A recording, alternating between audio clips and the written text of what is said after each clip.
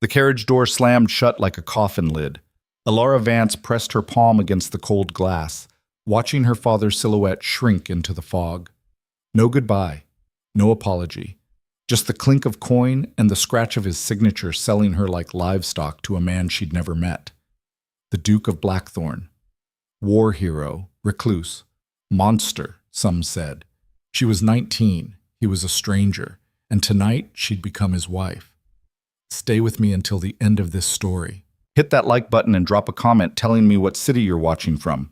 I want to see how far this tale travels. The estate loomed out of the mist like something carved from a nightmare.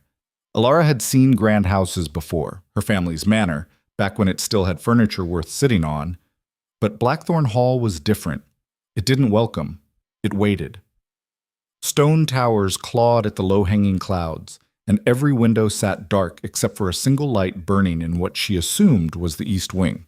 The kind of light that said someone's home, but not you're welcome here. The driver, a thin man who hadn't spoken a word in 3 hours, finally pulled the horses to a stop. He climbed down, opened her door, and gestured toward the entrance with all the warmth of a pallbearer. "Thank you," Elara said, because her mother had raised her to be polite even when the world wasn't. He didn't respond, just unloaded her trunk. One trunk, that's all she'd been allowed, and left it on the gravel drive before climbing back onto his perch and disappearing into the fog. She stood there, alone, staring at the iron-banded door. So this is it. No ceremony, no flowers, no well-wishers throwing rice and crying happy tears. Just a girl, a trunk, and a debt stamped paid in full. The door opened before she could knock. A woman stood in the threshold, tall and angular, dressed in black from collar to hem. Her hair was pulled so tight it looked painful. Her expression suggested she found most things painful. "Miss Vance." "Mrs. Sutton, housekeeper." The woman's eyes flicked over Elara like she was inspecting produce at market. "You're late." "The roads. Follow me." Sutton turned and walked into the house without checking to see if Elara followed. She did, because what else was there to do? The entrance hall swallowed her whole. Vaulted ceilings, dark wood, portraits of stern-faced men in military dress staring down like judges. The air smelled like old smoke and older money. "Your rooms are in the west wing," Sutton said, heels clicking against marble. "His Grace resides in the east. You will take your meals separately unless otherwise instructed. Staff hours are 6 to 9 in the evening. If you require anything outside those hours, there is a bell pull in your chamber." Elara lengthened her stride to keep up. "When do I meet him?" "Meet whom?" "The Duke. The word stuck in her throat. "My husband." Sutton paused at the base of a sprawling staircase, one hand on the banister. For the first time, something almost human crossed her face. Pity, maybe. Or warning. "His Grace will send for you when he's ready." "And when will that be?" "When he's ready." The housekeeper ascended the stairs without another word, and Elara followed, swallowing the bitter taste of dismissal. She'd expected coldness. Her father had warned her the Duke was not a man of excessive warmth, but she hadn't expected to be treated like an unwanted package left on the doorstep. Her room, at least, was fine. Better than fine. High ceilings, a 4-poster bed with emerald curtains, a writing desk near the window overlooking the gardens, or what she assumed were gardens beneath the fog. A fire burned in the grate, and someone had left a tray with tea and bread on the side table. "Dinner is at 7, Sutton said from the doorway. "A maid will come to fetch you." "Will the Duke be joining me?" "No." The door clicked shut. Elara stood in the center of the room, fists clenched, jaw tight. She wanted to scream. She wanted to throw the tea tray against the wall and watch the porcelain shatter. She wanted to run back down those stairs, out that door, into the fog, and keep running until her lungs gave out. But she didn't, because she'd made a promise to herself in that carriage. They can sell you, but they can't break you. So instead, she sat at the writing desk, pulled out a piece of parchment, and began to write. "Dear Mother, I have arrived safely. The house is large. The staff is efficient. I have not yet met my husband." She paused, pen hovering over the paper. What else was there to say? "I'm terrified? I'm furious? I'm already planning how to survive this?" She folded the letter without finishing it and tucked it into the desk drawer. Dinner was a lonely affair. The maid, a mousy girl named Bess, who couldn't have been older than 15, led Elara to a dining room that could have seated 30 but was set for one. A single-place setting at the far end of a table long enough to host a treaty negotiation. "Will anyone else be joining me?" Elara asked, though she already knew the answer. Bess shook her head and fled. The food was good. Roasted chicken, potatoes, greens that actually tasted like something. Elara ate because not eating felt like surrender, but every bite sat heavy in her stomach. She was halfway through her meal when she heard it. Footsteps. Not in the dining room, somewhere above. Steady, deliberate pacing, back and forth, like someone wearing a path into the floorboards. She looked up at the ceiling, fork frozen in midair. He's up there. Her husband. The Duke. Adrian Blackthorne. The man who'd bought her. The footsteps stopped. Elara waited, barely breathing. Nothing. She set down her fork and pushed her plate away. 3 days passed. 3 days of meals alone. 3 days of wandering the halls like a ghost, trying to map the estate and failing because every corridor looked the same. 3 days of silence except for the footsteps above her room every night, pacing, always pacing. On the 4th day, she'd had enough. "I need to see him," she told Sutton over breakfast. The housekeeper didn't look up from her ledger. "His Grace is occupied." "With what?" "Estate matters." "For 4 days straight? Miss Vance, it's Mrs. Blackthorne now, isn't it?" Elara leaned forward, voice sharp. "Or does the title not apply until he bothers to acknowledge I exist?" Sutton's pen stopped moving. She looked up, and for a moment, Elara thought she saw approval flicker behind those cold eyes. "I will inquire," Sutton said. "Today. I will inquire." But the summons came that evening. Bess appeared at Elara's door, wringing her hands. "His Grace requests your presence in the study. Now, if you please." Elara's heart kicked against her ribs. She smoothed her skirt, checked her reflection, hair neat, posture straight, expression calm, and followed Bess through the maze of hallways to a heavy oak door. Bess knocked once and scurried away like the room might bite her. "Enter." The voice was deep, controlled, the kind of voice that didn't ask twice. Elara opened the door. The study was darker than she expected, lit only by the fire and a single lamp on the desk. Shelves lined every wall, stuffed with books and maps and things she couldn't identify in the dim light. And behind the desk, silhouetted against the window, sat a man. He didn't stand when she entered. Adrian Blackthorne was younger than she'd imagined, 30, maybe 32, but he wore his age like armor. Dark hair, longer than fashion dictated, brushed his collar. His face was all hard lines and sharper angles, with a scar cutting through his left eyebrow and disappearing into his hairline. He was handsome in the way a blade is handsome, functional, dangerous, cold. His eyes found hers, pale gray and unreadable. "Sit." It wasn't a request. Elara sat in the chair across from him, spine straight, hands folded in her lap. She met his gaze and didn't flinch. "You've been asking to see me," he said. "I've been asking for 4 days. I've been busy. So I've been told." His jaw tightened, just barely. "You're settled?" "I have a room, if that's what you mean." "And the staff? They're treating you well?" "They're treating me like a stranger." "You are a stranger." "I'm your wife." The word landed between them like a stone in still water.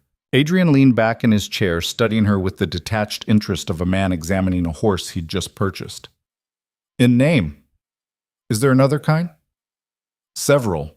He picked up a pen, turned it over in his fingers. "But let's be clear about what this is, Mrs. Blackthorne. You're here because your father owed a debt he couldn't pay. I needed a wife for practical reasons. We both fulfilled our obligations. That's the extent of it." Elara's nails dug into her palms. "Practical reasons." "Yes.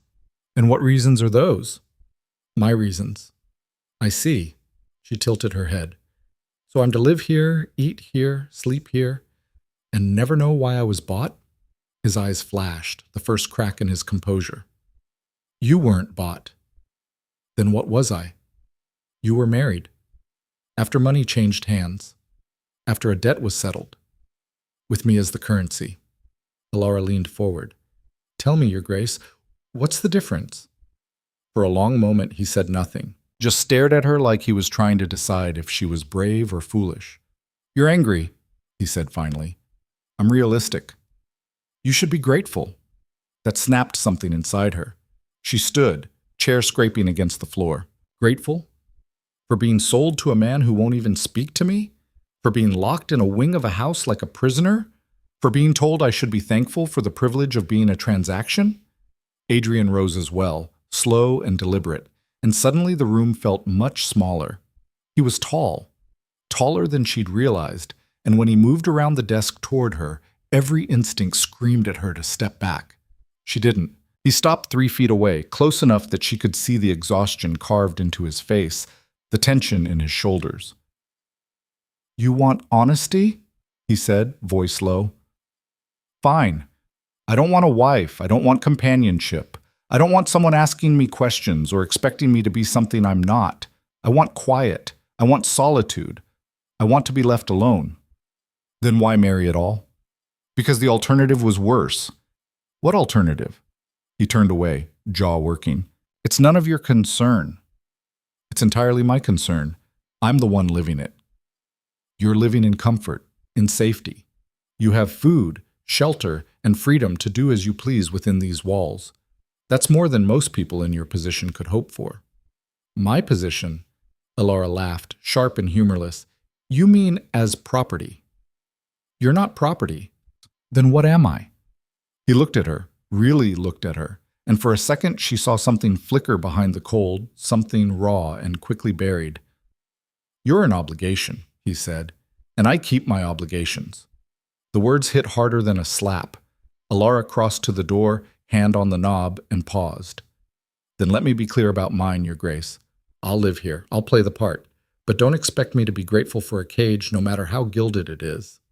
She left before he could respond, before her voice could crack, before he could see that his words had landed exactly where he'd aimed them. That night, lying in bed, she heard the footsteps again, back and forth, back and forth. And this time she knew exactly who was pacing. The next morning, Elara made a decision. If Adrian Blackthorne wanted to ignore her, fine. If he wanted to keep her at arm's length, fine. But she wasn't going to spend the rest of her life locked in this house waiting for permission to exist. She started exploring. The estate was massive, bigger than she'd thought, and most of it was empty. Entire wings sat unused, furniture covered in dust covers, rooms that looked like they hadn't been opened in years. It was eerie, walking through halls that should have been full of life and finding only silence. But the grounds were different. The gardens, though overgrown, had bones. Good bones. You could see where paths used to run, where fountains used to flow, where someone had once cared enough to plant roses and lavender, and things that still struggled to bloom despite the neglect. And then there were the stables. She found them by accident, following a stone path that led around the back of the estate.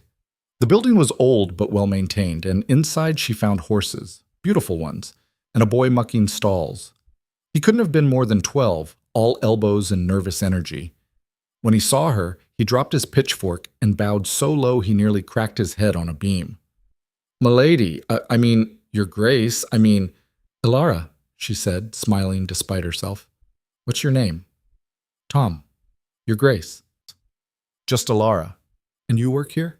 "Yes'm. I tend the horses, feed 'em, brush 'em, muck the stalls." He puffed up a little.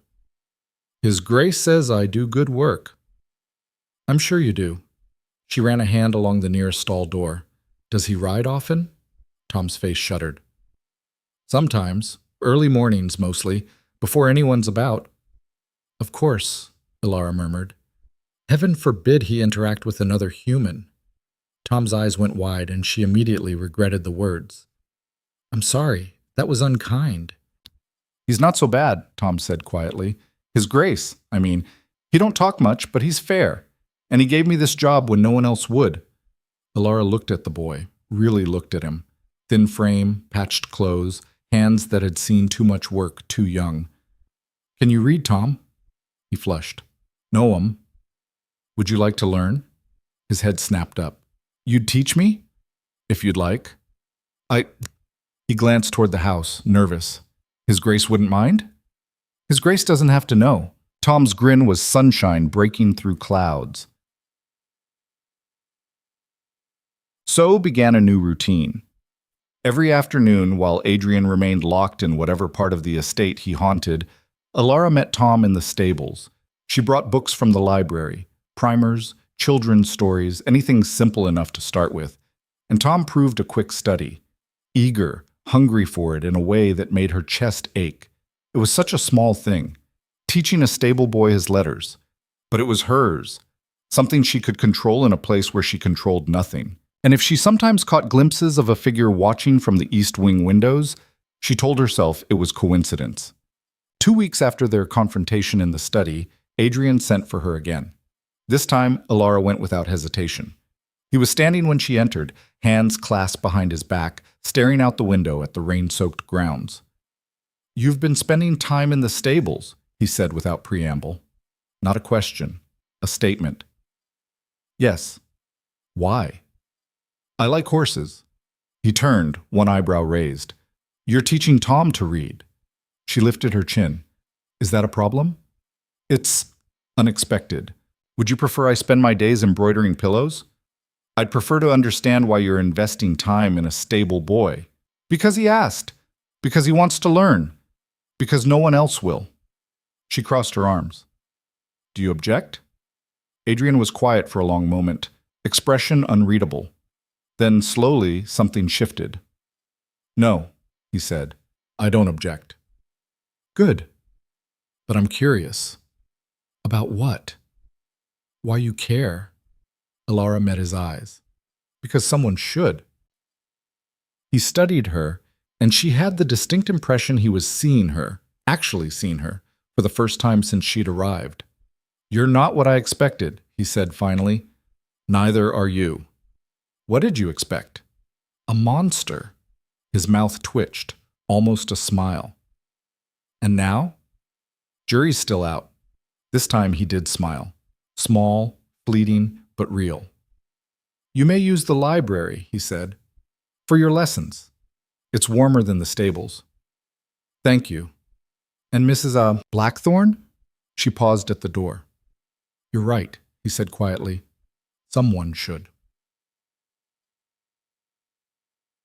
The library became their classroom. Tom was careful at first, terrified of touching anything, but Elara put him at ease. They worked through primers, sounding out words, Tom's finger tracing letters like they were treasure maps. And sometimes, not often, but sometimes, she'd catch Adrian lingering in the doorway. He never interrupted, never commented. Just watched for a moment before disappearing again. But she noticed. And she wondered. 3 weeks into her residency at Blackthorn Hall, Elara discovered the portrait. She'd been exploring again, restless after a morning rainstorm, and found herself in a gallery she hadn't visited before. Paintings lined the walls. Ancestors, she assumed, but one stopped her cold. A woman. Young, dark-haired, laughing at something outside the frame. The artist had captured joy in every brushstroke. "My sister," Elara spun. Adrian stood at the entrance, hands in his pockets, expression carefully blank. "I didn't hear you," she said. "I noticed." He crossed to stand beside her, staring up at the portrait. "Catherine. She died 4 years ago." "I'm sorry." "So am I." The grief in his voice was old, worn smooth by time, but no less heavy. "She was beautiful," Elara said. "She was everything." Adrian's jaw tightened. "And I failed her. I'm sure that's not—" "You don't know." He turned to her, eyes hard. "You don't know anything about it, so don't pretend you do." Elara stepped back, stung. "You're right, I don't. Because you won't let anyone close enough to know you. Maybe there's a reason for that. Or maybe there's just an excuse." They stared at each other, the air between them crackling with something neither wanted to name. "You should go," Adrian said, voice flat. "Gladly." She left, heart pounding, hands shaking with anger and something else she couldn't identify. That night, the pacing above her room was different. Faster. Rougher. Like someone trying to outrun their own thoughts. Elara lay awake, listening, and wondered what kind of man bought a wife to avoid the world, then paced holes in his floor trying to escape himself. The answer came a week later. She was in the library with Tom, working through a particularly tricky passage, when Sutton appeared in the doorway.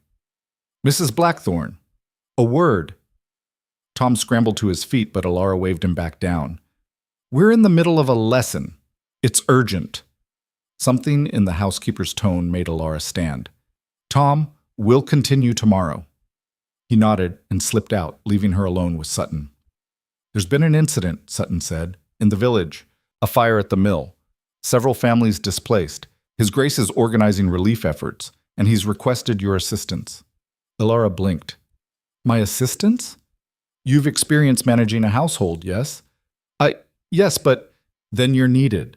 The mill was still smoldering when they arrived. Adrian was already there, coat discarded, sleeves rolled up, directing men to salvage what they could. He moved with military precision, every order sharp and clear, and people listened.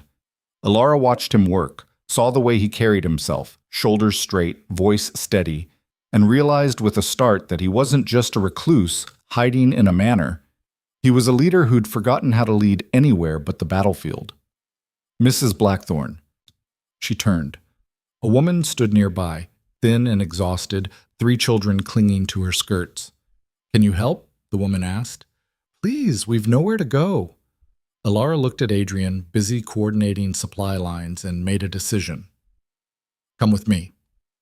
By nightfall, Elara had organized temporary housing in the estate's unused east wing, coordinated meal schedules with the kitchen, and drafted a list of supplies needed. She moved through the chaos with calm efficiency, and when Adrian finally returned to the manor, filthy, exhausted, he found her in his study, writing notes by lamplight. He stopped in the doorway. "You're still awake." "So are you." She set down her pen. 17 families. We can house them for now, but they'll need permanent solutions. I've made a list of local tradesmen who might hire. How did you... He shook his head. "Never mind. Thank you." "You're welcome." He crossed to the sideboard, poured 2 glasses of whiskey, and handed her one. She took it, surprised. "You were good today," he said. "Efficient, no hesitation." Someone needed to be. That someone was supposed to be me. Then why wasn't it? Adrian drank, staring into the fire. "Because I'm better at breaking things than fixing them." "That's not true." "Isn't it?" He turned to her. "You've seen this house. Half of it's rotting. The staff barely tolerates me. The villagers come to me out of obligation, not respect. Everything I touch falls apart." "Not everything." "Name one thing that hasn't." "Tom." The word came out before she could stop it. "You gave him a job, a future. That's not nothing." Adrian's expression flickered. "That was luck." "No, that was choice." Elara set down her glass. "You keep saying you're not capable of caring, but your actions say otherwise. Today proved that. Today proved I can follow protocol. Today proved you're still human under all that armor." He flinched like she'd struck him. "You don't know me," he said quietly. "Then let me." The words hung between them, raw and honest. Adrian looked at her, really looked at her, and she saw the exact moment he made his decision. "No." He set down his glass. "I bought you a home in safety. That's the extent of what I owe you. Don't ask for more." He left without another word, and Elara sat alone in the study, staring at the dying fire. But this time, when she heard the footsteps above her room that night, they didn't sound like pacing. They sounded like running. But the displaced families stayed for 2 weeks. In that time, Elara learned their names, their stories, their hopes. She helped children with lessons, coordinated repairs, listened to worries, and offered what comfort she could. And Adrian watched. She'd catch him sometimes, standing in doorways or at windows, observing, never participating, but never quite leaving either. On the day the last family departed, their new homes rebuilt, Elara found a note on her desk. "You were right. Someone should care." It wasn't much, but it was a start. That evening, she knocked on his study door. "Enter." Adrian sat at his desk, paperwork spread before him, but he looked up when she came in. "I wanted to thank you," Elara said. for letting me help. You didn't need my permission. Still, she hesitated. Why did you marry me? He stiffened. I told you. No, you gave me an excuse. I want the truth. For a long moment, he said nothing. Then he sighed, long and exhausted. The estate requires an heir, he said. The title, the land, it all passes to my cousin if I die without one. And my cousin is, his lip curled, not someone I'd trust with anything of value. So you needed a wife. I needed a solution. And I was convenient. Yes. He met her eyes. I'm sorry. The apology caught her off guard. For what? For treating you like an obligation instead of a person. For isolating you. For being, he gestured vaguely. This. A mess? His mouth twitched. I was going to say difficult. But yes. Elara sat in the chair across from him. Why do you pace? What? At night, above my room, you pace. Why? Adrian's jaw worked. I don't sleep well. Why not? Because when I do, I dream. Of what? The war. 2 words, flat, final. But Elara heard everything beneath them, blood and smoke and screams and loss. Your sister, she said softly. She died during the war? After. Adrian's hands curled into fists. She was visiting our holdings in the north. Raiders. They burned the village. She didn't make it out. And you blame yourself. I should have been there. You can't be everywhere. I should have been there. His voice cracked. She was my responsibility, my blood, and I failed her. Elara reached across the desk and did something she'd never dared before. She took his hand. He froze, staring at their joined fingers like he'd forgotten what touch felt like. You didn't fail her, Elara said. The people who killed her did.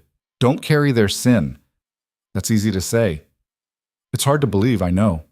She squeezed gently. But it's true. Adrian looked at her, and for the first time since she'd arrived, his walls cracked. I don't know how to do this, he said. Do what? Be someone's husband, someone's partner. I don't know how to let people in. Then learn. What if I can't? What if you can? They sat like that, hands linked, the fire crackling in the grate, and something shifted. Not fixed, not healed, but shifted. A door opening, just a crack. The morning after their conversation, Elara woke to find a book on her breakfast tray. No note, no explanation, just a worn leather volume with gilt edges and a title she recognized, Essays on Education and the Common Good. She smiled despite herself. Adrian was trying. In his own awkward, stilted way, he was trying.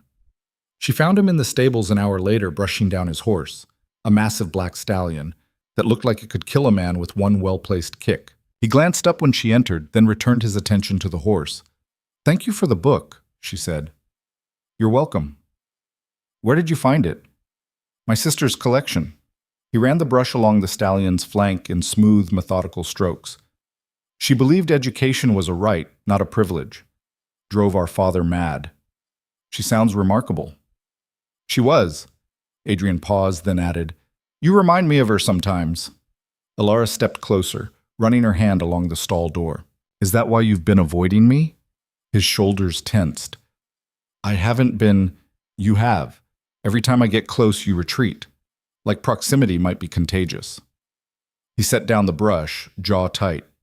Maybe it is. What? Caring about people? Getting them killed.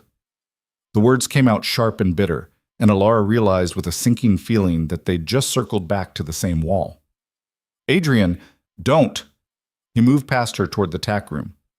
We had one conversation. That doesn't mean I'm suddenly ready to bare my soul. I'm not asking you to bare your soul. I'm asking you to stop treating me like I'm made of glass. He spun to face her. You want honesty? Fine. Every person I've ever cared about has ended up dead or broken. My sister, my men, friends I watched bleed out in mud while I could do nothing but hold their hands and lie about how they'd be fine. So forgive me if I'm not eager to add you to that list. You think pushing me away protects me? I think distance keeps you alive.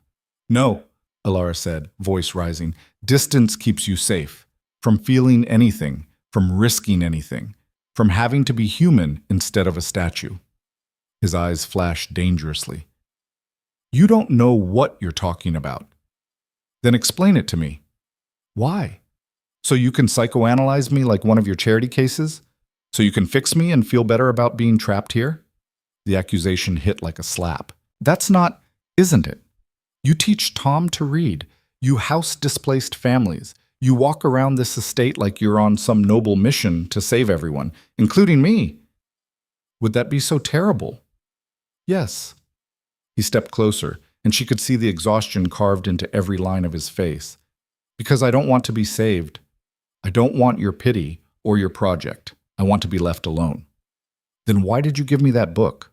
The question stopped him cold. Because, he said finally, voice low, I'm a hypocrite. Before she could respond, he walked out, leaving her standing in the stables with nothing but the sound of horses shifting in their stalls and her own ragged breathing. Tom appeared a moment later, pitchfork in hand, eyes wide. Everything all right, milady? Elara forced a smile. Fine, just a disagreement. His Grace gets like that sometimes, wound up tight, like a spring about to snap. Tom leaned on his pitchfork. But he don't mean half the things he says when he's like that. How do you know? Because he always comes back and apologizes. Might take him a day or two, but he does. Elara looked toward the door Adrian had disappeared through. I won't hold my breath. But Tom was right. 2 days later, she found a note slipped under her door. I'm sorry, again. I seem to be making a habit of that. The library is yours whenever you need it. She almost tore it up. Almost. Instead, she tucked it into the drawer with all the other letters she'd started and never finished, and went about her day. If Adrian wanted to apologize in person, he knew where to find her. The days bled into weeks, and a strange rhythm developed between them. Not friendship, that would have been too generous a word, but something. A tentative ceasefire built on carefully maintained distance and the occasional shared glance across a room. He stopped avoiding the parts of the house where she spent her time. She stopped pushing him to talk when he clearly didn't want to. They orbited each other like planets, close enough to feel the pull but never quite touching, until the night of the storm. It started as rain, heavy, relentless, the kind that turned roads to rivers and made travelers pray for shelter. By midnight, it had escalated into something biblical. Thunder shook the windows, lightning turned the sky white, and somewhere in the east wing, something shattered. Elara bolted upright in bed, heart hammering. Another crash, louder this time. She threw on her robe and grabbed a candle, venturing into the hallway. The house groaned around her, protesting the wind that howled through every crack and crevice. Sutton? She called. Bess? No answer. The crashes were coming from above, from Adrian's wing. She shouldn't go up there. It was his space, his sanctuary, and he'd made it clear she wasn't welcome. But something was wrong. She climbed the stairs to the east wing, following the sound of destruction. The hallway was dark except for the lightning that strobed through the windows, illuminating portraits whose eyes seemed to follow her progress. Adrian's study door stood open. Inside, the room looked like a battlefield. Papers scattered everywhere, books thrown from shelves, a chair overturned. And in the center of it all stood Adrian, chest heaving, knuckles bleeding, staring at a painting on the wall. Catherine, smiling, frozen in time. Adrian. He didn't turn, didn't acknowledge her at all. Get out! You're hurt. I said get out. No. That got his attention. He spun, eyes wild, and for a moment she thought he might physically throw her out. But instead he just stood there, shaking. I don't want you here, he said, voice raw. I know. She set down the candle and crossed to him, glass crunching under her feet. What happened? Nothing. Everything. Does it matter? It does to me, he laughed, sharp and ugly. Why? Why do you care? I've given you nothing. I barely speak to you. I treat you like an inconvenience, so why do you keep coming back? Because someone has to. That's not a reason. It's the only one I have. They stared at each other, and she saw the exact moment his control snapped. She died because of me, he said, voice breaking. Catherine. She was visiting the Northern Holdings because I asked her to. I needed someone I trusted to assess the damage from the raids, and she volunteered. She always volunteered. His fist clenched.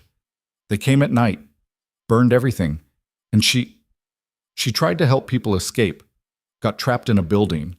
By the time they pulled her out, he couldn't finish. Elara reached for his hand, the one bleeding from where he'd punched something, the wall probably, or the desk. Let me see. It's fine. It's not fine. Nothing about this is fine. She pulled him toward the desk, found a handkerchief in the drawer, and began wrapping his knuckles. His hands were shaking. She wrapped carefully, methodically, giving him something to focus on besides the grief threatening to swallow him whole. You can't carry this alone, she said quietly. I don't have a choice. You do. You just won't take it. Because taking it means letting someone in. And everyone I let in leaves in a coffin. I'm still here. For now. She tied off the bandage and looked up at him. I'm not going anywhere. You don't know that. Neither do you. He pulled his hand away, running it through his hair, pacing. The same restless energy she heard every night above her room, now visible in broad strokes. I can't do this, he muttered. I can't be what you need.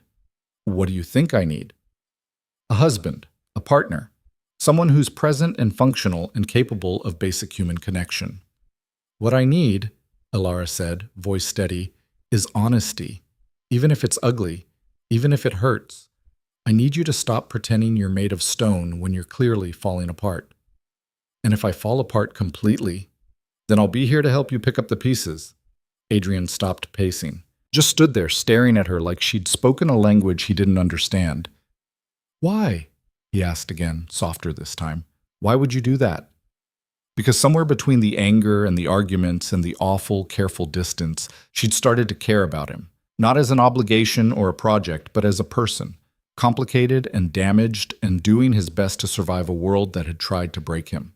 But she didn't say that. Instead, she said, because that's what partners do. Something shifted in his expression.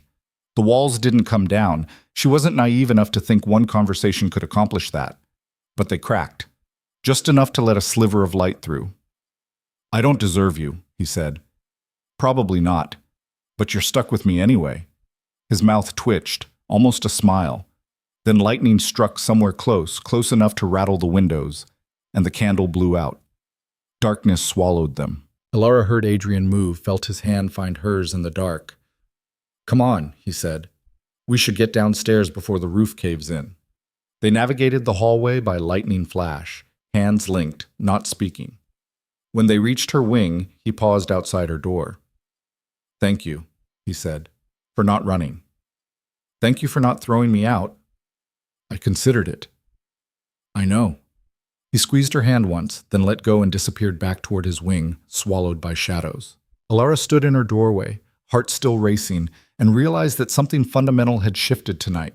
They'd crossed a line.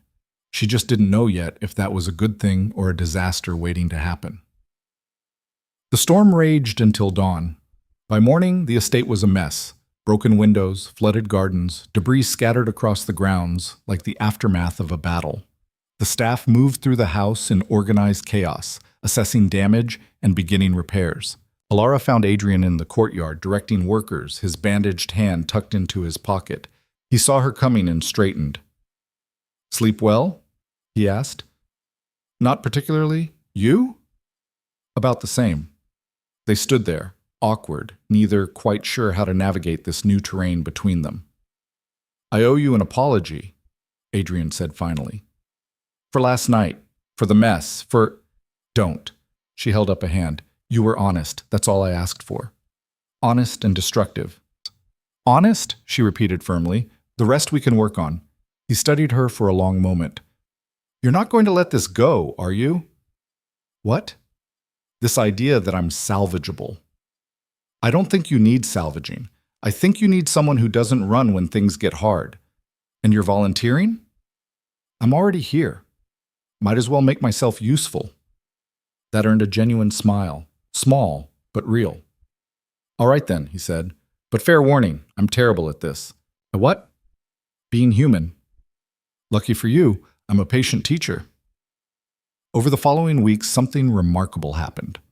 Adrian started talking, not all at once, not in great emotional purges, but in small moments scattered throughout their days. Comments over breakfast about his time in the army, stories about Catherine when they passed her portrait, observations about the estate, the tenants, the world beyond the gates he'd locked himself behind. And Elara listened. She didn't push, didn't pry, just created space for him to fill at his own pace. In return, she told him about her own life, the slow decay of her family's fortune, her father's desperate attempts to maintain appearances even as their world crumbled, the suffocating pressure of being a daughter whose only value was in who she could be sold to. I hated him for it, she admitted one afternoon, sitting in the library while rain pattered against the windows, for choosing his pride over my future, for treating me like currency. Adrian, seated across from her, set down his book. Do you still? Sometimes. Less than I did. She traced the edge of her teacup. Anger takes energy. I'd rather spend it on other things. Like teaching stable boys to read? Exactly. Tom's getting good, by the way. I heard him reading to the horses yesterday. She looked up, surprised. You did? I may have been passing by the stables, accidentally, several times. Accidentally. Coincidentally. You're a terrible liar. I know. He leaned back in his chair. He reminds me of myself at that age, hungry for anything that might prove the world was bigger than what I'd been told. What were you told? That I'd be a soldier, like my father and his father, and every Blackthorn male since the title was granted. No other path, no other option. Did you want to be a soldier? Adrian was quiet for a long time. I don't know. I never let myself consider alternatives. And now? Now I'm trying to figure out who I am when I'm not at war. It was the most honest thing he'd ever said to her. For what it's worth, Elara said softly, I think you're doing better than you realize. His eyes met hers. You're biased. Maybe. Doesn't make it less true. But not everything was quiet revelation and gentle progress. The letter arrived on a Tuesday. Elara was in the morning room working on correspondence when Sutton entered with a silver tray. For His Grace, the housekeeper said. From London. Something in her tone made Elara look up. What is it? I couldn't say, ma'am, but the seal is Lord Hastings. Adrian's cousin, the one who'd inherit if Adrian died without an heir. Elara felt a chill run down her spine. She found Adrian in the study, staring at the unopened letter like it might bite him. When did it arrive? She asked. 10 minutes ago. He picked it up, turned it over. I know what it says. How? Because Hastings only writes when he wants something, money, usually, or to remind me that the estate should rightfully be his. Open it. He broke the seal and scanned the contents, his expression darkening with every line. Well? Elara prompted. He's coming here next week, bringing his wife and several associates. Adrian's jaw clenched. He says it's a social call, but you don't believe him. Hastings doesn't do anything social. He's assessing, making sure I haven't produced an heir, calculating how much longer he has to wait before he can claim what he thinks is his. Elara's mind raced. Then we make sure he finds nothing to encourage him. How? By pretending we're a happy couple. Why not? Adrian laughed, sharp and humorless. Because we're not. Because anyone with eyes will see through it in 30 seconds. Not if we're convincing. He stared at her. You want to lie to him. I want to protect what's yours, what we've built here. We haven't built anything. Haven't we? She gestured around the study to the house beyond.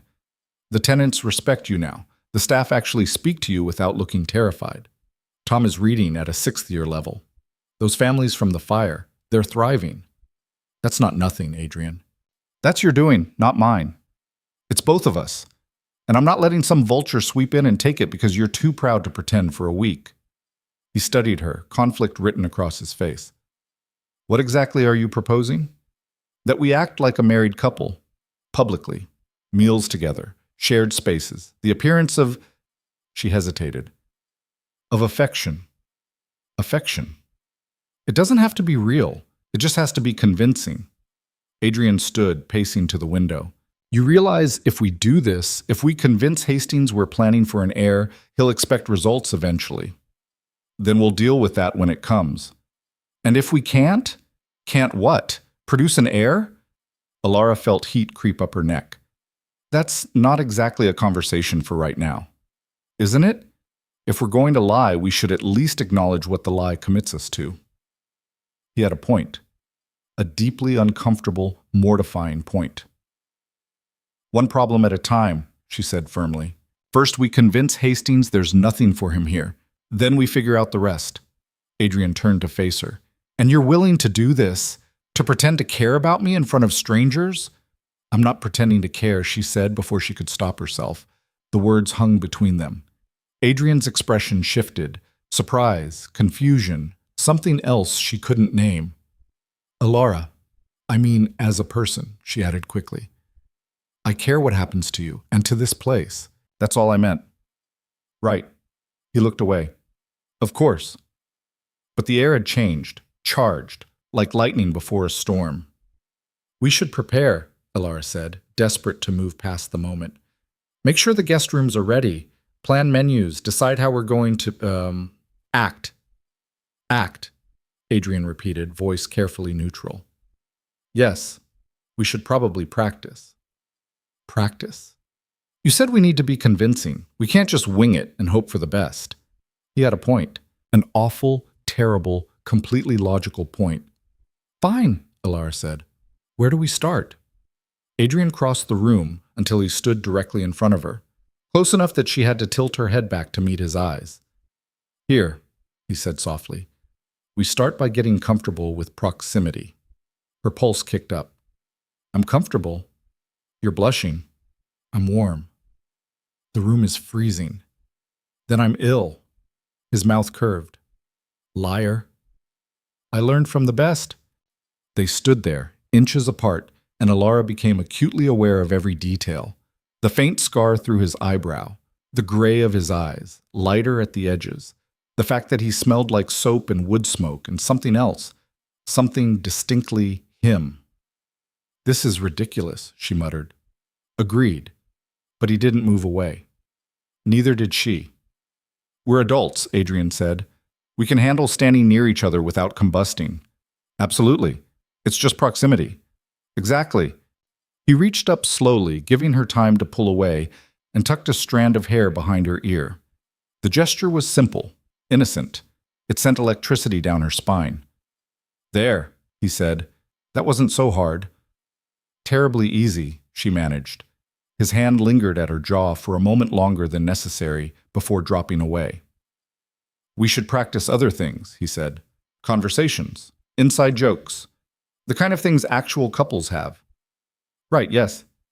That makes sense. But all she could think about was the warmth of his hand against her skin and the fact that her heart was still racing. Tomorrow, Adrian said, stepping back. We'll start tomorrow. I have estate business to attend to. He left before she could respond, and Elara sank into the nearest chair, pressing her hands to her flushed cheeks. This was going to be a disaster, an absolute, unmitigated disaster. And the worst part? A traitorous corner of her mind whispered that she was looking forward to it. The week before Hastings arrived passed in a blur of preparation that felt less like planning a visit and more like preparing for siege. Elara threw herself into the work, supervising the cleaning of guest rooms that hadn't been opened in years, coordinating menus with the cook, ensuring every surface gleamed and every detail spoke of a household running smoothly.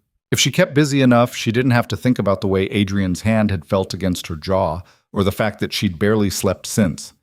Adrian, meanwhile, became a ghost again, present for their stilted practice sessions, awkward conversations over dinner where they tried to manufacture the easy rapport of people who actually liked each other, but absent everywhere else. She'd catch glimpses of him in the courtyard or the stables, always moving, always occupied, never quite meeting her eyes. It was Sutton who finally cornered her 3 days before the guests were due to arrive. A word, Mrs. Blackthorne. Elara looked up from the linen inventory she'd been reviewing. Of course. The housekeeper closed the door to the storage room, her expression unreadable. I've served this family for 20 years. I knew His Grace when he was still a boy sneaking sweets from the kitchen. I knew Lady Catherine before... She stopped, composed herself. I know when something's wrong. Nothing's wrong. You're preparing this house like we're hosting royalty, not Lord Hastings. Lord Hastings is family. Lord Hastings, Sutton said flatly, is a parasite, always has been, and His Grace knows it. Elara set down her ledger. Then you understand why everything needs to be perfect. I understand you're trying to protect him. What I don't understand is why he's letting you. I'm his wife. In name. Sutton's eyes were sharp. But something's changed. I've watched the two of you circle each other for months like wary animals. Now suddenly you're taking meals together, sitting in the same rooms, and he looks at you like— She paused. Like you might disappear if he looks away. Heat crept up Elara's neck. You're imagining things. Am I? Sutton pulled a handkerchief from her pocket and handed it to Elara. You're wringing your hands hard enough to break skin. Elara looked down. Her knuckles were white, nails digging into her palms. She took the handkerchief. Lord Hastings cannot know this marriage is anything less than solid, she said quietly. If he suspects weakness, he'll exploit it. And Adrian— She stopped. His Grace has been through enough. Sutton's expression softened. So have you, I'd wager. This isn't about me. Isn't it? The housekeeper moved toward the door, then paused. A piece of advice, if you'll take it. His Grace isn't fragile. Broken, perhaps, but not fragile. Stop treating him like he'll shatter if you push too hard. Sometimes people need pushing. She left before Elara could respond. That night, Elara found Adrian in the library, surrounded by ledgers and correspondence, a glass of whiskey at his elbow. You're avoiding me, she said without preamble. He didn't look up. I'm working. You've been working for 3 days straight. At some point it becomes avoidance. Maybe I have a lot of work. Or maybe you're scared. That got his attention. He set down his pen and leaned back in his chair. Of what? Of this, of Hastings, of the fact that we're about to perform the greatest lie of our lives and neither of us knows if we can pull it off. Adrian studied her for a long moment. You're not wrong. Then talk to me. Tell me what you're thinking. I'm thinking, he said slowly, that Hastings is going to see through us in approximately 5 minutes. I'm thinking that we've spent months barely tolerating each other's presence, and now we're supposed to convince people we're in love. I'm thinking this is a disaster waiting to happen. We don't have to be in love. We just have to be believable. And how exactly do we do that? Elara crossed to the sideboard, poured herself a whiskey, and sat in the chair across from him. We stop lying to each other. We figure out what this actually is. She gestured between them. And we work with that instead of fighting it. What do you think this is? I think it's complicated. I think we started as strangers forced into proximity, and somewhere along the way we became something else. Not quite friends, not quite enemies, something in between. That's not exactly a rousing endorsement for marital bliss. No, but it's honest, and honesty we can work with. She took a sip of whiskey, felt it burn down her throat. Tell me something true, something you've never told anyone. Adrian's eyebrows rose. Right now? Why not? He was quiet for so long she thought he might refuse. Then he said, I'm terrified of being my father. The admission hung in the air between them. Why? Elara asked softly. Because he was brilliant at being a duke and terrible at being a person. He ran this estate like a military campaign, efficient, ruthless, completely devoid of warmth. People respected him. Some even admired him, but nobody loved him. And when he died, the only people at his funeral were the ones obligated to attend. Adrian's hands clenched around his glass. I don't want that, but I don't know how to be anything else. You're already something else, Elara said. You gave Tom a future. You housed those families. You've let me turn half your estate into a school for tenant children. Your father would have done none of those things. Those were your ideas. That you allowed, that you supported, that counts. He met her eyes. Does it? Yes. They sat in silence, the fire crackling in the grate, and Elara felt something shift. Not the walls coming down, not yet, but the foundation cracking, making space for something new to grow. Your turn, Adrian said. Something true. Elara took another sip for courage. I'm afraid I'll never be more than the girl who was sold. That no matter what I do here, no matter how much I try to build something real, I'll always just be, but a transaction. You're not to everyone else I am, to the staff, to the tenants, to anyone who knows how I came here. I'm the Duke's bought bride. That's my legacy. Adrian leaned forward. Then we changed the narrative. How? By proving them wrong. By building something that wasn't bought or sold, but chosen. His eyes held hers. Starting now. Her pulse kicked up. Adrian, I'm tired of pretending, he said quietly. Tired of keeping you at arm's length because I'm too damaged or too scared or too whatever else I tell myself. The truth is, you're the first person in years who's made me feel like maybe I'm not completely broken, and that terrifies me. But not as much as losing you does. The words hit her like a physical blow. You're not going to lose me, she managed. You don't know that. Neither do you. He stood, crossed to her chair, and held out his hand. Dance with me. What? Hastings and his wife will expect us to dance at dinner. We should practice. There was no music, no orchestra, no piano, nothing but the crackle of the fire and the sound of rain against the windows. But Elara took his hand. He pulled her close, not quite proper, not quite improper, and began to move in a slow waltz that required no music because they made their own rhythm. Her hand in his other hand at her waist, their bodies close enough that she could feel his heartbeat. This is ridiculous, she murmured. Completely. We look like fools. Undoubtedly. But neither of them stopped. They moved through the library, navigating around chairs and tables, and for the first time since she'd arrived at Blackthorn Hall, Elara felt something that might have been happiness. I'm going to step on your feet, she warned. I'll survive. She did step on his feet, twice. He didn't complain. Why did you really marry me? She asked. The real reason. Not the heir, not the estate. Why me, specifically? Adrian was quiet for a moment, then said, because your father said you were difficult, headstrong, that you argued with everything and refused to be what people expected, and I thought, he paused, I thought maybe someone that difficult wouldn't give up on me when I made it hard. Her throat tightened. That's the saddest thing I've ever heard. Probably. Also the smartest. His mouth curved. Also probably. They kept dancing, and somewhere in that library, surrounded by books and firelight, and the ghost of everything they'd both lost, something fundamental changed between them. The morning Hastings arrived dawned cold and gray, the sky threatening rain. Elara stood at her bedroom window, watching the road, while Bess helped her into a dress that cost more than the girl probably made in a year. Deep blue silk, fitted bodice, the kind of thing that said Duchess without being ostentatious about it.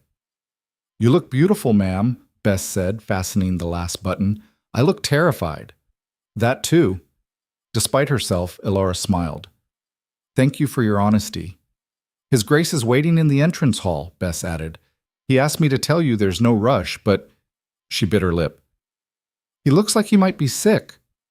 Wonderful. Both of them were a mess. Elara descended the stairs to find Adrian pacing the marble floor like a caged animal. He dressed formally, dark coat, pristine cravat, boots polished to mirrors, and he looked every inch the Duke, except for the panic in his eyes. Breathe, she said, taking his arm. I am breathing. You're hyperventilating. There's a difference. He stopped pacing and looked at her, really looked at her, and something in his expression softened. You look terrified? I was going to say stunning, but yes, also terrified. Good. We match. His hand covered hers on his arm. We can do this. We can do this, she agreed. They heard the carriages before they saw them. 3 of them, rumbling up the drive in a procession that reeked of ostentation. Hastings wasn't just visiting, he was making a statement. The first carriage door opened, and out stepped a man who looked like someone had taken Adrian's features and twisted them into something cruel. Same height, similar build, but where Adrian's face held exhaustion and hard-won strength, Hastings wore entitlement like a crown.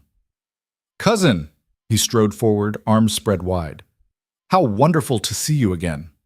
Adrian's smile was pure ice. Hastings, you made good time. Well, when one receives an invitation to Blackthorn Hall, one doesn't delay. Hastings' eyes slid to Elara. And this must be the famous Duchess. How delightful to finally meet you. He took her hand and kissed it. his grip just a fraction too tight, his smile just a shade too familiar. "The pleasure is mine, Lord Hastings," Elara said, extracting her hand as politely as possible. "Please call me Richard. We're family after all." His eyes swept over the estate, cataloging every detail. "The old place looks well. Better than the last time I visited." "We've made improvements," Adrian said. "So I see." Hastings turned as his wife emerged from the carriage, a thin woman with sharp features and a smile that never reached her eyes. "My dear, come meet the lovebirds." The word made Elara's skin crawl. Lady Hastings, Victoria, she introduced herself, had the assessment skills of a jeweler examining a suspect gem. Her eyes took in everything: Elara's dress, her posture, the way she stood next to Adrian. "How long have you been married now?" Victoria asked. 4 months, Elara said. "And no heir yet? How unusual." The barb landed exactly as intended. "These things take time," Adrian said smoothly, his hand moving to the small of Elara's back. The touch was possessive, protective. "We're in no rush." "Of course not," Hastings said, but his eyes said, "I'm counting the days." The other carriages disgorged more guests, associates of Hastings, people whose names Elara immediately forgot because they all had the same predatory gleam in their eyes. This wasn't a social visit. It was reconnaissance. Dinner that night was an exercise in controlled warfare. They gathered in the formal dining room, the table set with the finest china and crystal. Elara sat at one end, Adrian at the other, with their guests arrayed between them like chess pieces. "Tell me, cousin," Hastings said over the soup course, "how do you find married life? I imagine it's quite an adjustment for a confirmed bachelor." "Less of an adjustment than you might think," Adrian replied. "Elara has a gift for making anywhere feel like home." "How sweet!" Victoria's smile was acid. "And what exactly do you do all day, Duchess? Surely managing a household this size keeps you occupied." "Among other things," Elara said, "I've been working with the tenants on educational initiatives. Literacy programs, primarily." "How progressive?" The word dripped condescension. "I think it's admirable," one of the other guests said, a younger man whose name might have been Edmund. "Education is the foundation of a strong society." "Education is expensive," Hastings countered. "Surely the estate's resources would be better spent on—" "The estate's resources are perfectly allocated," Adrian cut in, his voice cold. "Our tenants are healthier, more productive, and more loyal than they've been in a generation. I'd call that a sound investment." Hastings' eyes narrowed. "Of course, I meant no offense." "None taken." But the battle lines had been drawn. As the meal progressed, Elara watched Hastings work. Every question was designed to probe for weakness. Every comment held a double meaning. He asked about finances, about plans for the future, about whether Adrian intended to take a more active role in Parliament. And through it all, Adrian deflected with the precision of a man who'd spent years navigating hostile territory. But Elara saw the cost, saw the tension in his shoulders, the white-knuckle grip on his wine glass, the muscle jumping in his jaw. When Hastings excused himself to smoke, Adrian followed. Elara gave them 30 seconds, then made her excuses and slipped out onto the terrace. The two men stood at the far end, barely visible in the darkness. But she could hear them. "Don't know what you're playing at," Hastings was saying, "but we both know how this ends. Do we?" Adrian's voice was dangerously quiet. "You can't sustain this. The doting husband, the reformed recluse, the magnanimous lord. It's not you. Eventually you'll slip back into whatever hole you've been hiding in, and when you do, when I do what? You'll be waiting to pick up the pieces? Someone has to think about the future of this estate, the legacy, the family name." "The family name is fine." "Is it? Because from where I stand, you've married some nobody to satisfy the terms of succession, but you haven't actually produced an heir. Which means legally, I'm still next in line. And frankly, Adrian, you don't look like a man planning for children. You look like a man barely holding himself together." The silence that followed was razor sharp. "Get out," Adrian said softly. "What?" "Get out of my house tonight, all of you." "Don't be ridiculous." "I'm not being ridiculous, I'm being clear. You came here to assess my weakness, to calculate how long until you can claim what you think is yours. Well, here's your answer. Never. This estate is mine. My wife is mine. Our future is ours to build, and you have no part in it. Hastings laughed. Your wife? Please. Everyone knows she was bought to settle a debt. There's no love there, no partnership. Just a transaction you're both pretending is something more. Elara stepped out of the shadows. Both men turned. You're wrong, she said, voice steady despite her racing heart. About all of it. Hastings' eyes gleamed. Am I? She crossed to Adrian, took his hand, and looked Hastings dead in the eye. I came here as a transaction. You're right about that. But what we've built since what we're building is real. And it's none of your business. How touching, Hastings sneered. But words are cheap. Where's the proof? Where's the air that secures this touching love story? That, Adrian said, his hand tightening around Elara's, is between my wife and me. Then you won't mind if I stay and see for myself how this fairy tale unfolds. Actually, I would. You're leaving. Now. You can't throw me out. These people are witnesses. Witnesses to what? You insulting my wife? Questioning my marriage? Threatening my inheritance? Adrian stepped forward, and there was something in his posture that made even Hastings step back. You came here looking for weakness, but all you've done is show me yours. You're desperate, Richard. Desperate enough to travel 3 days just to pick at wounds you hoped were still fresh. Well, they're not. So take your entourage and your calculations and leave. Hastings' face flushed red. This isn't over. Yes, Adrian said quietly. It is. For a moment, Elara thought Hastings might actually strike him, but instead he turned and stalked back into the house, barking orders to his wife and guests. Within the hour, they were gone. Adrian and Elara stood in the entrance hall, watching the carriages disappear into the darkness. That was, Elara started. Stupid, Adrian finished. That was incredibly stupid. You were magnificent. He turned to her, eyes wide.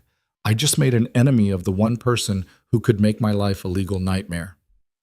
You stood up for yourself, for us. That's not stupid. Elara, No. She grabbed his lapels. Don't you dare apologize for that. Don't you dare regret it. He's going to come back harder, meaner. He'll find ways to make this difficult. Let him. We'll handle it. Adrian stared at her. Why are you so calm? Because for the first time since I arrived here, I saw you fight for something instead of running from it. And that, her voice cracked. That gives me hope. His hands came up to frame her face. You're insane. Probably. This is going to get worse before it gets better. I know. We might actually have to... He stopped, seemed to be fighting with himself. If we're going to make this real, if we're going to prove him wrong, we might have to... I know, she said again, softer this time. They stood there inches apart, the weight of everything unsaid pressing down on them.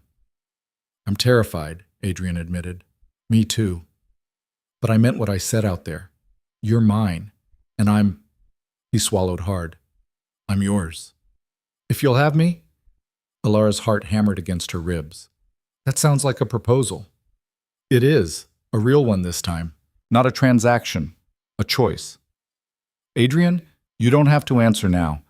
I just needed you to know that whatever happens next, whatever Hastings tries, I'm choosing this, choosing you. She kissed him. It wasn't planned, wasn't strategic, just pure impulse born from months of circling each other and pretending they didn't feel what they felt. He froze for half a second, then kissed her back like a drowning man finding air. When they finally broke apart, both breathing hard, Elara said, That's my answer. Adrian's laugh was shaky, clear and concise. I try. He pressed his forehead to hers. What are we doing? I have no idea. Good. At least we're on the same page. From somewhere above them, a door slammed. They jumped apart like guilty children. Sutton appeared at the top of the stairs, expression unreadable. The guests have departed? Yes, Adrian said. Good. They were terrible. She descended the stairs, paused in front of them. For what it's worth, you two were quite convincing. We weren't, Elara started. Oh, I know exactly what you were doing, and it's about time. Sutton's mouth twitched. Now, if you'll excuse me, I have a staff to dismiss before they all die of curiosity about what happened on that terrace. She swept away, leaving them alone again. Does everyone in this house spy on us? Adrian muttered. Apparently. Fantastic. Laura laughed, and it felt good, felt real. What now? Now, Adrian said, taking her hand, we figure out how to actually be married, starting with the fact that I've been falling for you since you told me off in my study 4 months ago, and I'm tired of pretending otherwise. Her breath caught. That's quite an admission. I'm full of them tonight, apparently. Adrian? Yes? I'm falling too. Have been for weeks, maybe longer. His smile was the first genuinely happy expression she'd ever seen on his face. That's the best news I've heard in years. Don't get too excited. I'm still difficult, headstrong, argumentative. I know. It's my favorite thing about you.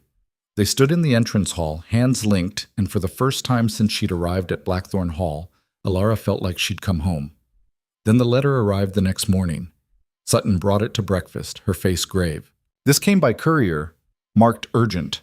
Adrian broke the seal and read, his expression darkening with every line. What is it? Elara asked. He handed her the letter. It was from Hastings' solicitor. A formal challenge to the marriage on grounds of fraud, claiming Adrian had entered into the union under false pretenses, and that without an heir the marriage was invalid, and the succession should pass to Hastings immediately. Can he do this? Elara asked. He can try. Adrian's jaw was granite, and given the right judge, he might even succeed. What do we do? Adrian looked at her, and she saw the old fear creeping back, the walls starting to rebuild. Then he took a breath and said, We fight. Together. But his hand was shaking when he reached for his coffee, and Elara realized with cold certainty that the war they'd thought they were avoiding had just begun. Adrian's solicitor arrived within 2 days, a sharp-eyed man named Pemberton, who carried himself like someone who'd spent decades watching people destroy each other in courtrooms.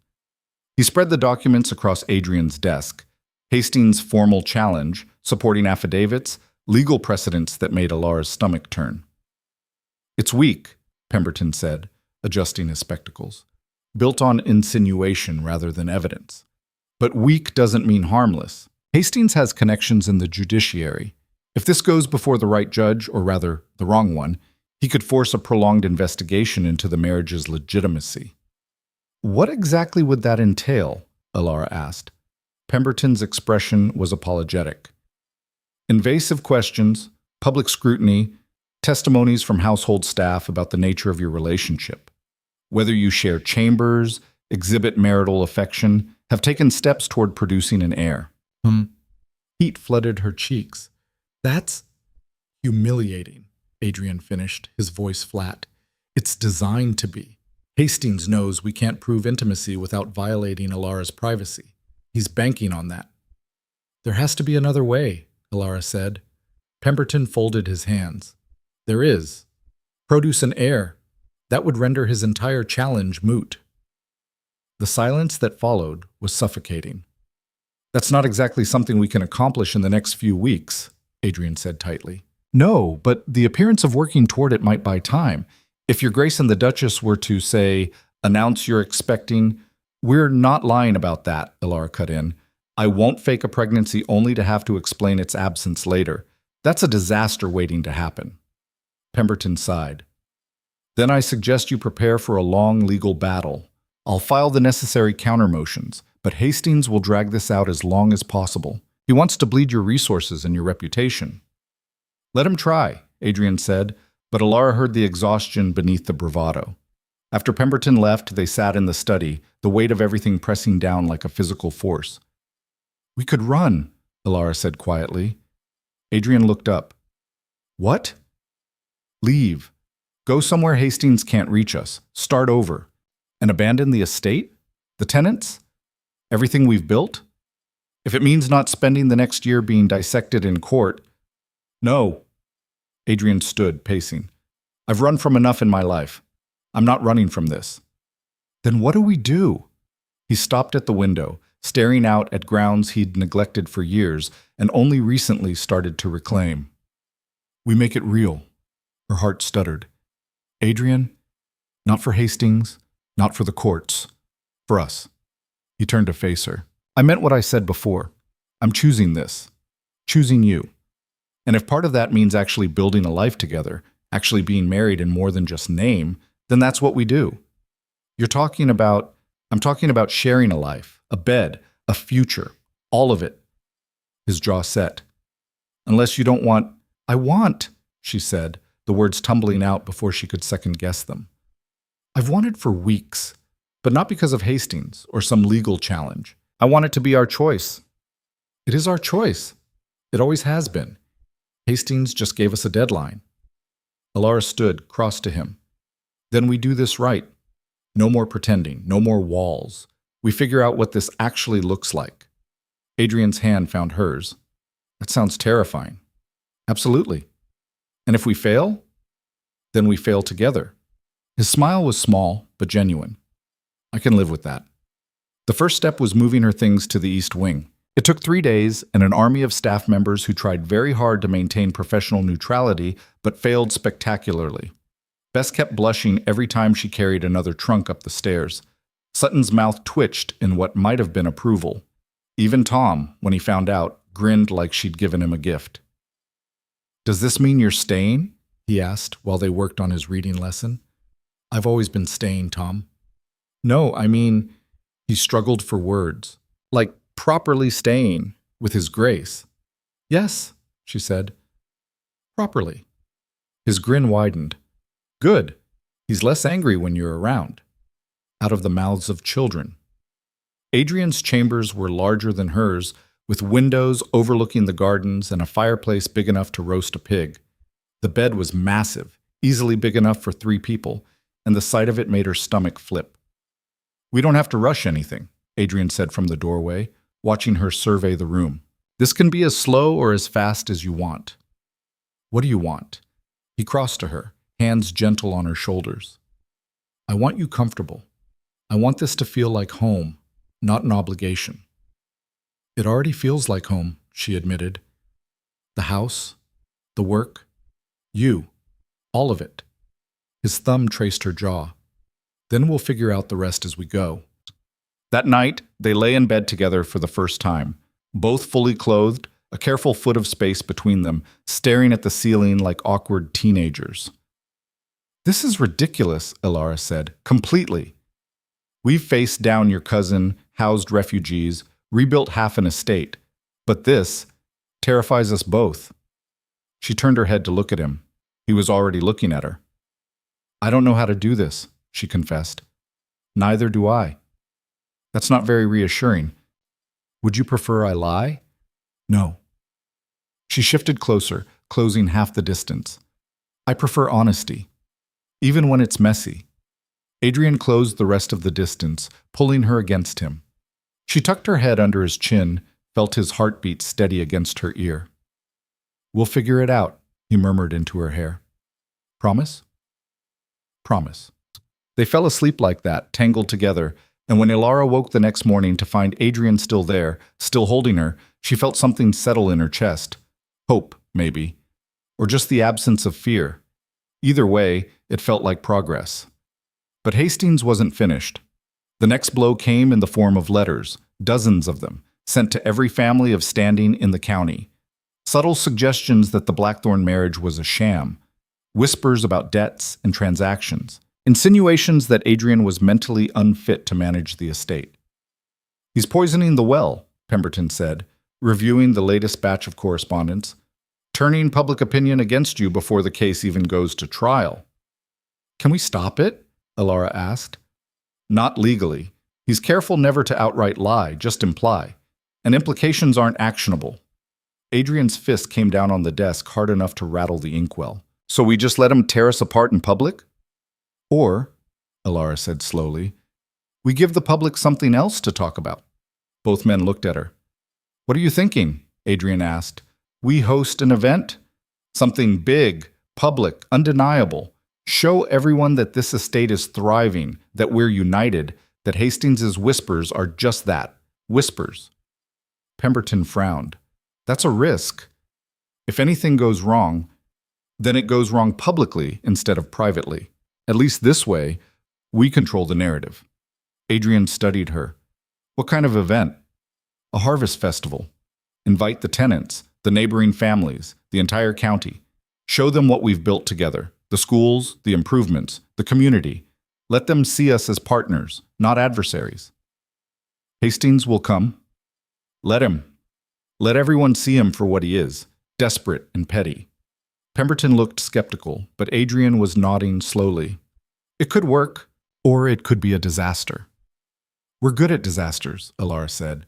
We've survived everything else. 3 weeks.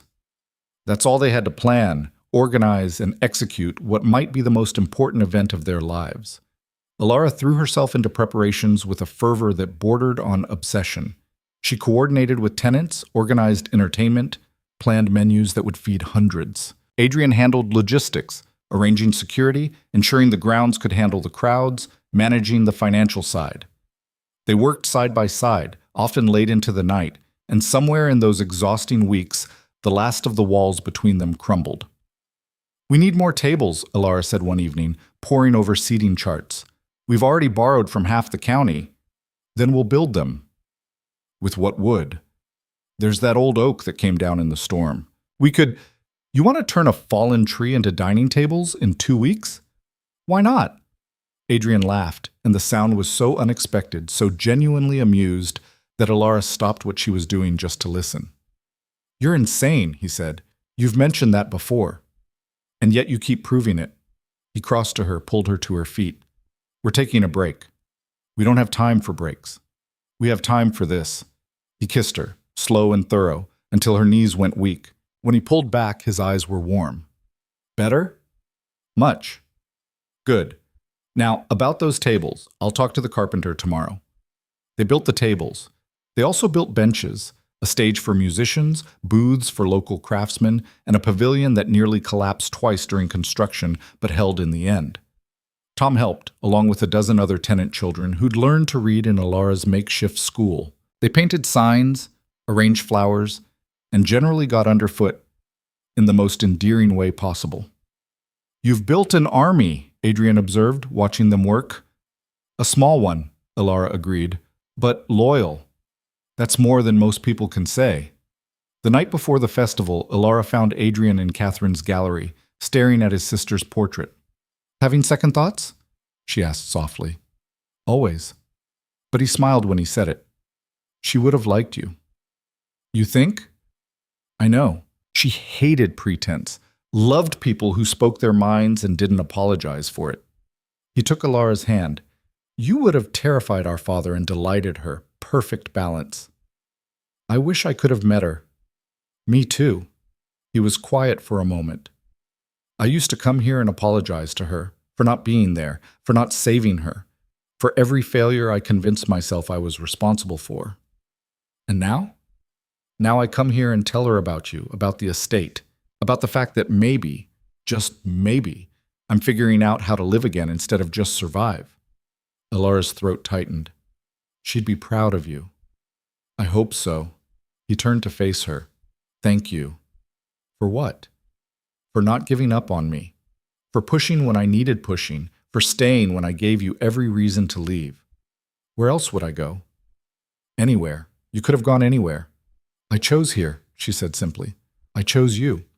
He kissed her then, gentle and reverent, and whispered, Best choice I ever made was letting you stay. The morning of the festival dawned clear and bright, as if the weather itself was conspiring to help. By noon, the grounds were packed.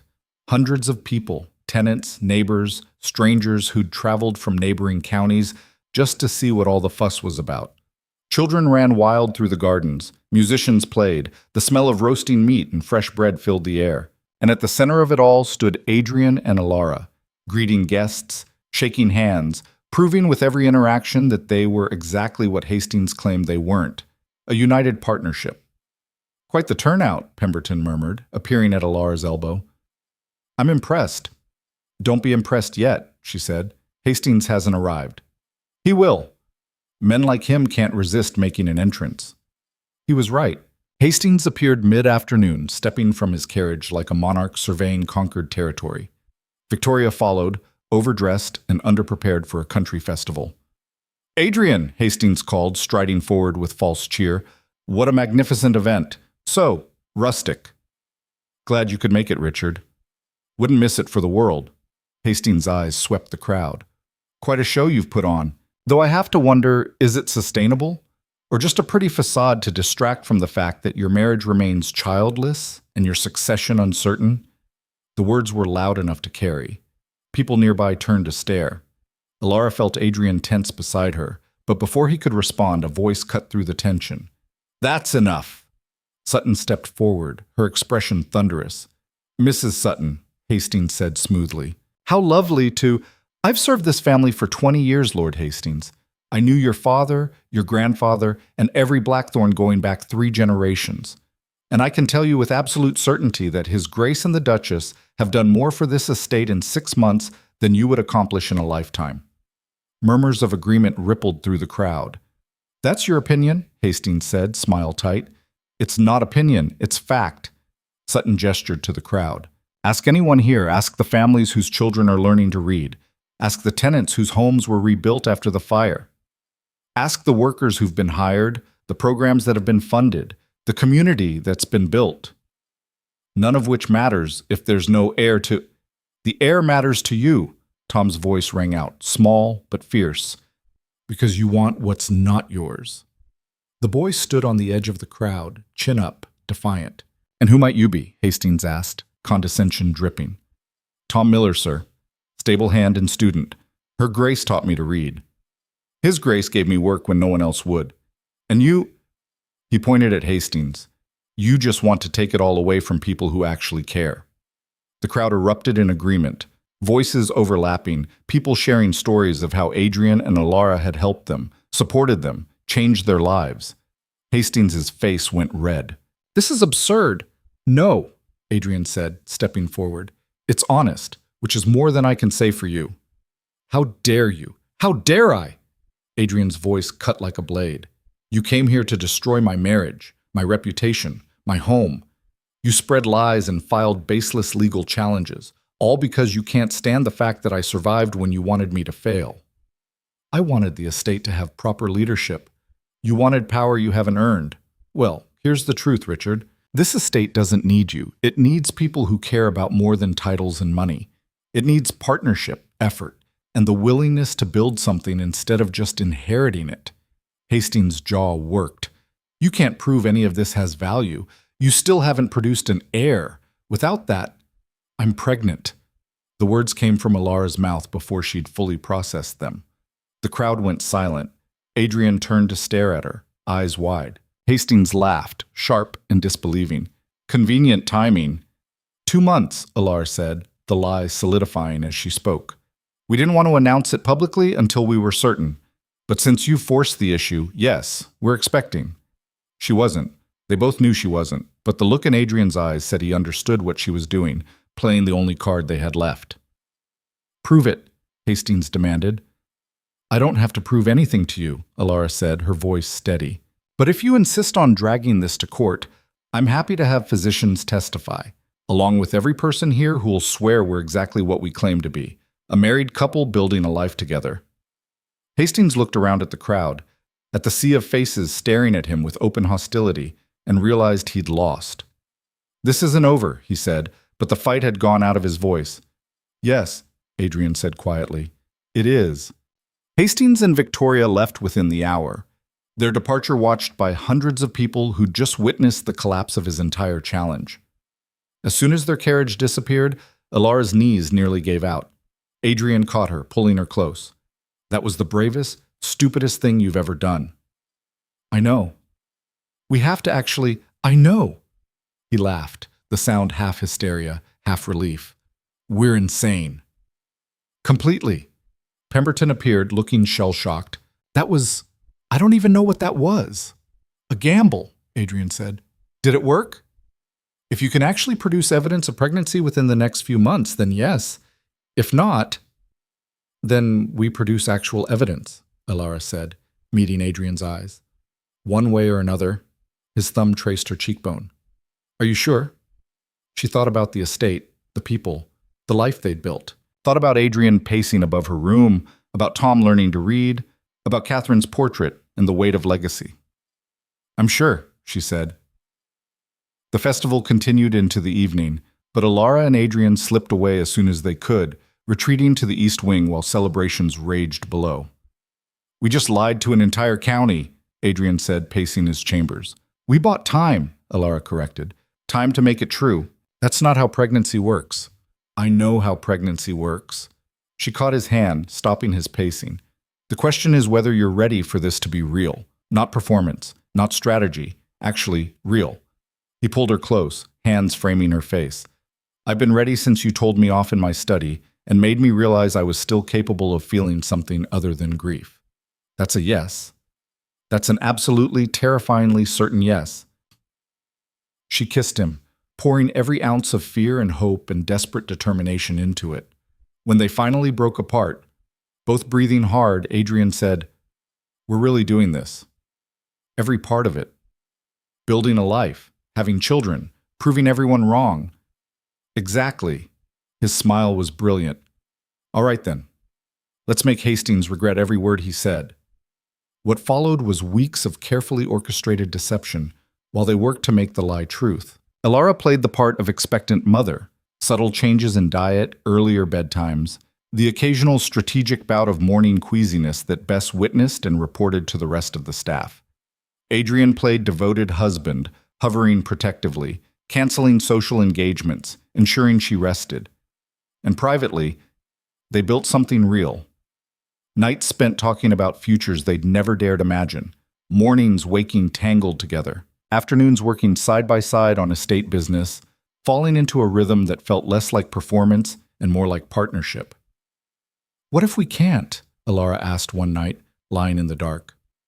"What if this doesn't happen?" "Then we find another way," Adrian said. "We've survived everything else. Hastings will come back. Let him. We'll be ready." But fate, it seemed, had other plans. 6 weeks after the festival, Elara woke feeling genuinely ill. Not performance, not strategy. Actually, undeniably sick. She made it to the basin just in time. Adrian woke to the sound of retching, instantly alert. Elara said, "I'm fine," she gasped. "Just—" Another wave hit. He held her hair back, rubbing circles on her back, and when she finally finished, he looked at her with eyes full of hope and terror. "Could it be? I don't know. Maybe. It could also be bad fish. We didn't have fish yesterday. Then bad something else." But the sickness continued. Every morning for a week, like clockwork. The physician confirmed it 2 weeks later. 8 weeks along, I'd say," the doctor announced, beaming. "Congratulations, Your Grace, both of you." After he left, Adrian and Elara sat in stunned silence. "We did it," she said finally. "We did. By lying first and making it true later." "Unconventional," Adrian agreed, "but effective." She started laughing, couldn't help it. The absurdity of it all, the terror and the triumph and the sheer improbability that their desperate gamble had paid off. Adrian joined her, and they laughed until tears streamed down their faces. "We're having a baby," Elara said when she could finally breathe. "We're having a baby," Adrian repeated, wonder in his voice. He pulled her close, one hand gentle on her still flat stomach. "Thank you." "For what?" "For staying. For fighting. For choosing this life, when you could have chosen anything else." "There was never anything else," she said honestly. "Not once I stopped being angry long enough to see what we could build." 7 months later, on a spring morning that smelled like new beginnings, Elara gave birth to a daughter. They named her Catherine. The whole thing was messy and terrifying and nothing like the peaceful scenes depicted in paintings. Elara screamed. Adrian nearly fainted. The midwife threatened to throw them both out if they didn't calm down. But when it was over, when Elara held that tiny, furious creature in her arms, everything else fell away. "She's perfect," Adrian whispered, touching one impossibly small hand. "She's wrinkled and angry." "Perfect," he repeated. Catherine opened her eyes, gray, like her father's, and Adrian made a sound that might have been a sob or a laugh or both. "Hello," he said softly. "I'm your father. I'm terrified of breaking you, but I promise I'll try my best not to." Elara's heart cracked open. The christening was small, intimate, just the household staff and a few close families from the estate. No grand ceremony, no social performance. Tom was there, dressed in his finest, holding a book Elara had given him. When they asked him to read during the ceremony, his voice rang clear and proud. Sutton cried. Actual tears. She denied it later, but everyone saw. And in the back of the room, almost unnoticed, stood a portrait of the first Catherine, smiling, eternal, watching over her namesake. Hastings' legal challenge died a quiet death, dismissed for lack of evidence and buried beneath the undeniable fact of Catherine's existence. He sent a letter, terse, formal, acknowledging the birth and withdrawing his claims to succession. Adrian burned it without responding. "Think he'll try again?" Elara asked. "Probably. Men like him don't give up. Then we'll handle it when he does." Together? Always together. Months bled into years. Catherine grew from wrinkled newborn to determined toddler who terrorized the household with the single-minded focus of someone who knew exactly how loved she was. Tom graduated from primers to philosophy texts, eventually becoming a teacher himself, running the school that had started as one boy learning to read in the stables. The estate flourished. Programs expanded. Other landowners visited to see what Blackthorn had accomplished, and slowly, quietly, the model spread. And Adrian learned to sleep through the night, learned to laugh without looking over his shoulder for the next tragedy, learned that building something lasting was harder than destroying everything, but infinitely more worthwhile. They stood in the gardens one evening, Catherine asleep on Adrian's shoulder, watching the sunset over land they'd reclaimed together. "Do you ever regret it?" Elara asked. "The way it started?" "Which part? The transaction, the forced marriage, the months of stubborn stupidity?" "All of it." Adrian considered. "If I could go back and change it, make it easier, less painful, I wouldn't." "Why not?" "Because easy doesn't forge strength. Easy doesn't teach you what you're capable of surviving. Easy doesn't give you this." He shifted Catherine gently. "We built something real out of something broken. That's worth the pain it took to get here." Elara leaned against him, and they watched their daughter sleep, the tiny, perfect proof that sometimes the worst beginnings lead to the best endings. "I love you," she said. "Not performance, not strategy, just truth." "I love you too," Adrian replied. "Even when you're difficult. Especially when I'm difficult. Especially then." Catherine stirred, grumbling in her sleep, and they both laughed, quiet, content, home. Years later, when historians wrote about the Blackthorn estate's transformation, they'd mentioned the innovative programs, the economic growth, the social reforms. But they'd missed the real story. The story of two damaged people who were sold into proximity and chose, slowly and painfully, to build something neither had thought possible. The story of a girl who refused to be invisible and a man who learned to stop running. The story of a marriage that started as a transaction and became a revolution. Tom would tell that story to his students. Catherine would tell it to her own children. The estate workers would pass it down through generations. And at the center of it all would be the truth that Elara and Adrian learned in that fortress made of stone and silence. Sometimes the cages we're sold into become the homes we choose. Sometimes the person you're forced to marry becomes the person you can't imagine living without. Sometimes courage isn't about fighting the transaction. It's about transforming it into something worth keeping. And sometimes, just sometimes, love isn't the beginning of the story.